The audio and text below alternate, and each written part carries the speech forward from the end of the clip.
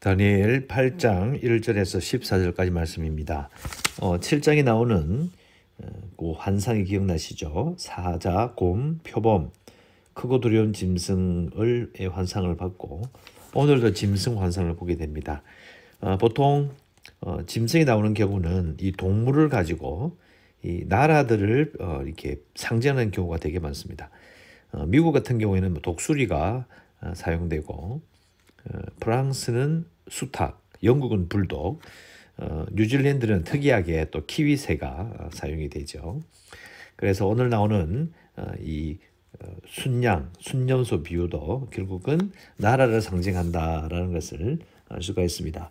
7장에 읽었던 그 짐승 비유는 결국은 내왕국을 말하는 것이고, 내왕국에 흥망성쇠가 있는데 TV 화면처럼 아래 위로 분할된 TV 화면에 밑에는 내왕국이 돌아가고 흥망성쇠를 거듭하지만, 그러나 윗 화면에는 하나님께서 천상에서 심판의 보좌에서 다스리고 계신다라는 부분들을 제가 교류를 말씀드렸는데, 오늘도 거의 똑같은 주제를 가지고 있습니다.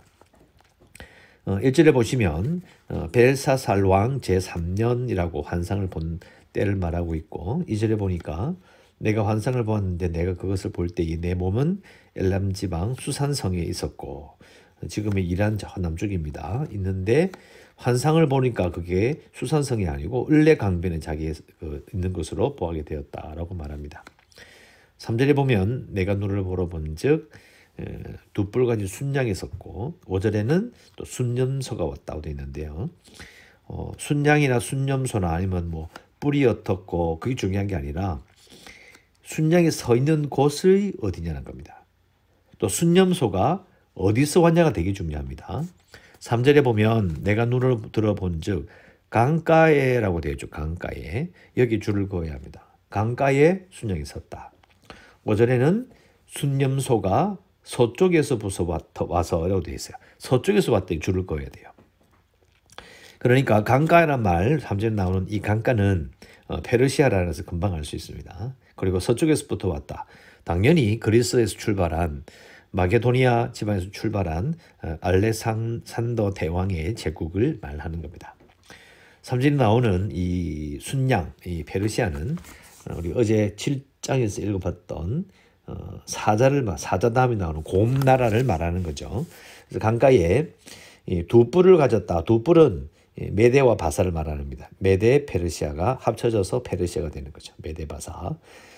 그리고 5절에 내가 생각할 때의 한 순념소가 서쪽에서부터 와서, 앞에 7장에 나오는 이제 표범으로 상징되는 알렉산더 왕의 제국, 그러니까 정식 명칭은 셀레우코스 제국이라고 볼 수 있습니다.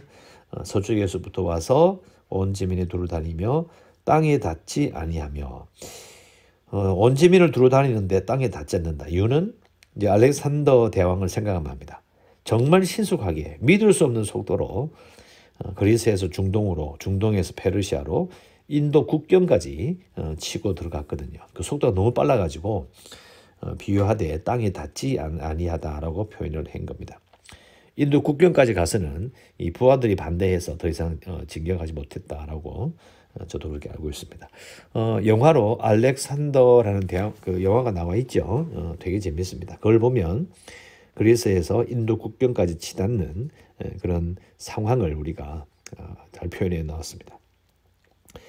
그 알렉산더 대왕의 셀레우코스 제국을 말하는데, 8절에 보시면 순념소가 스스로 심히 강대하여 가더니 강성할 때에 그 큰 뿔이 꺾였다는 말이 바로 알렉산더가 30대 나이로 사망한 걸 말하는 거죠.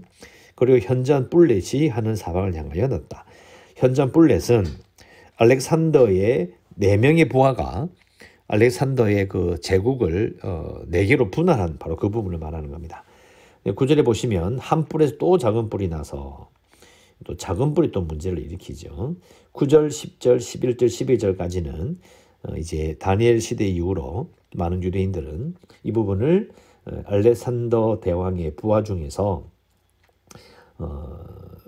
셀레우코스라는 사람이 있습니다. 요 셀루코스의 지배, 특히 에피파네스, 즉 그러니까 정식 명칭은 안티오쿠스 에피파네스 4세입니다.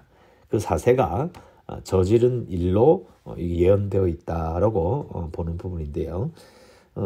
알렉산더의 부하 중에서 4명 중에서 2명은 생략하고 이 가나안 땅, 유대 땅과 관계 있는 것이 가나안 땅 위쪽에 있는 팔레스타인 위쪽에 있는 셀레우코스, 시리아 북부와 메소포타미아 지방 쪽이고요. 그리고 팔레스타인 밑으로 팔레스타인을 포함해서 이제 이집트까지 프톨레마이오스가 하는 그 2개가 분할되어 있는 부분이 중요합니다. 왜냐하면 중간에 에피파네스, 즉 안티오쿠스 에피파네스 4세가 결국은 이집트까지 다 먹어버리는 그 일이 생겨나고, 그것이 바로 10절에 나오는 것처럼 그것이 하늘 군대에 미칠 만큼 커져서 그 군대와 별들 중에 몇을 땅에 떨어뜨리고 그들을 질밟고 또 스스로 높아져서 군대의 주제를 대적하며 그에게 매일 드리는 제사를 없애버렸고 그의 성소를 헐었으며 그의 악으로 말미암아 백성이 매일 드리는 제사가 넘긴 바 되었고 그것이 또 진리를 땅에 던지며 자의로 행하여 형통하였더라. 이 부분이 바로 안티오쿠스 에피파네스 4세를 말한다라고 그렇게 봅니다. 안티오쿠스 에피파네스란 말은 말 그대로는 이게 신의 현현이란 말입니다. 그러니까 알렉산더 대왕이 정복했던 땅이 이제 한 250년 정도 유지가 되었습니다. 그러니까 250년 동안 그리스어, 그러니까 헬라가 다 퍼져나갔죠. 그래서 많은 시간이 흐른 후에도 계속해서 헬라가 쓰여져 가지고요. 안티오쿠스, 에피파네스 이런 말들이 계속 쓰이게 됐고 결국은 신약 성경도 헬라어로 기록된 이유도 사실 알렉산더 때문이라고 볼 수 있습니다. 안티오쿠스 에피파네스 4세는요.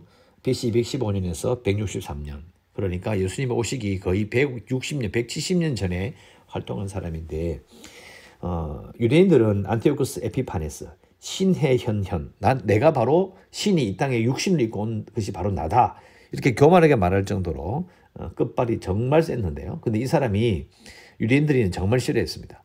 유대인들도 안티오쿠스를 싫어하고 안티오쿠스도 유대인들을 너무너무 싫어했어요. 유대인들은 이 안티오쿠스 에피파네스를 안티오쿠스 에피마네스라고 불렀습니다. 에피마네스는 헬라어로 미친놈이라는 뜻이에요. 왜 미친놈이라고 불렀을까요? 정말 그 성전을 정말 공격하고 성전 제사를 아예 유대교를 없애버리려고 덤볐던 왕이 바로 안티오쿠스 에피마네스, 바로 미친놈입니다. 이집트를 치고 돌아가는 길에 뜬금없이 유대 땅을 들러서 예루살렘을 공격해가지고요.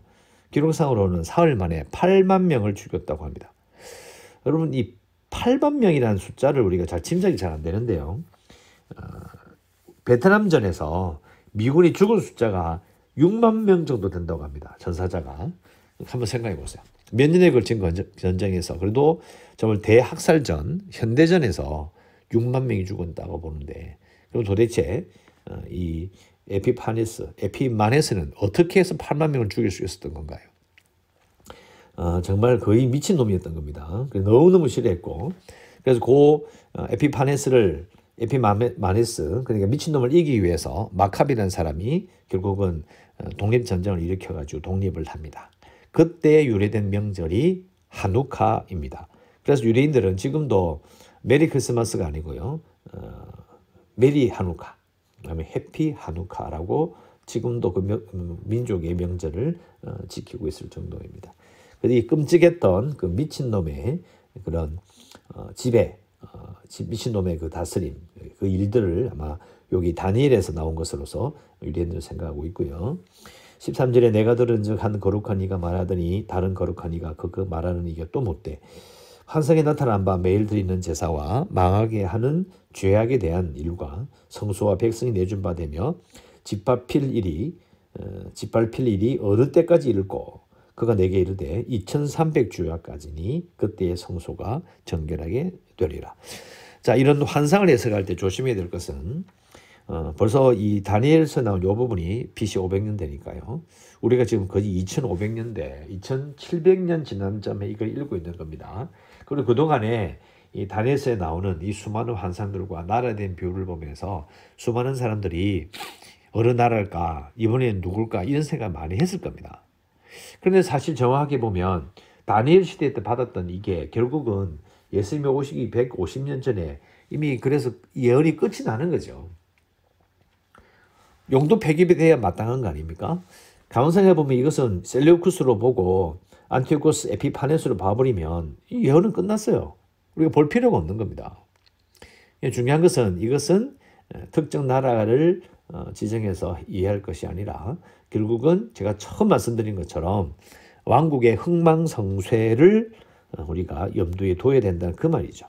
제국은 나타났다가 몰락하기도 하고 또 오만함에 따라서 빨리 넘어지기도 하고 늦게 넘어지기도 하는 것뿐이지 결국은 하나님께서 다 심판하는 것이고 그들이 승승장구하는 것처럼 보이고 이기는 것처럼 보이지만 14절에 나오는 것처럼 2300주야까지 즉 하나님께서 정하신 기한이 있다는 거예요. 또 제가 또 강조하듯이 또 이걸 보면서 2300이 또 뭐냐 그거 아무 중요한 거 없습니다. 2300이 뭐며 뿔이 뭐며 자기가 뭐 대단 신비한 그런 것을 말하는 것처럼 그런 거 전부 다 거짓말입니다. 신경 쓸 필요 없어요. 중요한 것은 이런 환상이 의미하는 것이 무엇인지 그리고 2300주화를 통해서 말씀하시는 바 하나님이 정하신 기한이 있을 것이라 말하는 것이고 자 정한 때 정한 기한 요게 이제 내일 나오는 말씀에 또 언급이 되니까 그때 보시면 되겠습니다.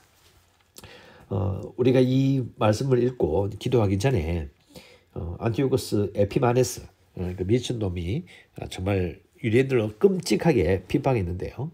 자 그때에 그렇게 난리를 치고 해도 그 예배를 피할 수 없었어요. 온 세상이 뒤집어지는 무시무시한 핍박이 있어도 유대인들은 하나님을 예배한 일을 그만두지 않았습니다. 끝까지 그 예배를 드리고 예배를 잊어버리지 않았던 것입니다. 그래서 우리가 그 부분은 우리가 생각해 봐야 하는 거죠. 그래서 세상이 변하고 악해도 흔들리지 않고 하나님을 예배하고 예수님을 섬기는 성도로 살겠습니다. 이렇게 기도하시면 되겠습니다. 계속해서 이 나라 가운데 우리 교회가 구원의 방주가 될 수 있도록 재개발을 위해서도 코로나19 다른 거 없습니다. 치료제가 정말 필요합니다. 지금 임상실험에 들어갔다고 하는데요. 우리나라가 빨리 치료제를 개발할 수 있도록 또 기도해 주시고 연약한 성도들과 주일학교 아이들 오늘 수능 치는 날입니다. 수능 치는 아이들 위해서 기도해 주시고요. 그리고 선교지를 위해서 이 나라를 위해서 기도하시고 오늘도 은혜 가운데 살아가시기를 주의 이름으로 축원합니다.